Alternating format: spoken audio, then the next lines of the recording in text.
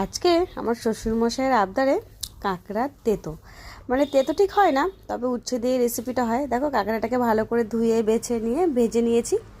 আরেকটা কড়াই এখানে তেল দিয়ে আলু ভেজে নিলাম, আর উচ্ছেটাও লাল লাল করে ভেজে নেব। ভেজে নেওয়ার পর এখানে আমি দিয়ে দেবো পেঁয়াজ, টমেটো, আদা, রসুন, কাঁচা লঙ্কা, যে পেস্ট না কিমাটা করে রেখেছিলাম সেটা দিয়ে ভালো করে কষে নেব। কষে নিয়ে দিয়ে দেবো হলুদ আর নুন, দিয়ে এটাকে ভালো করে নাড়াচাড়া করে, আর যেটা পাশের কড়াই আমি কাঁকড়াটা ভাজছিলাম ওখান থেকে কাঁকড়াটা তুলে আমি এটা ট্রান্সফার করে দেবো। দেখো কাঁকড়াটা আমি হালকা করে ভেজে নিয়েছি। এটা ভালো করে ভাজতেও পরে, এটা আবার না ভেজেও করা যায়, না ভেজে মশলার সাথে একটু বেশিক্ষণ কষালেই হয়ে যায়। দেখো আমার কষানো প্রায় হয়ে এসছে। এবার আমি দিয়ে দেবো এর মধ্যে ভেজে রাখা আলু আর উচ্ছে। তো এটাকে দিয়ে ভালো করে একটু কষিয়ে নেব। কষিয়ে নিয়ে দিয়ে দেবো জল, জল দিয়ে এটাকে সেদ্ধ হতে দেবো। সেদ্ধ হয়ে গেলে গরম মশলা দিয়ে নামিয়ে দেবো। দেখো আমার রেসিপি পুরো রেডি। কতটা লোভনীয় লাগছে বলো।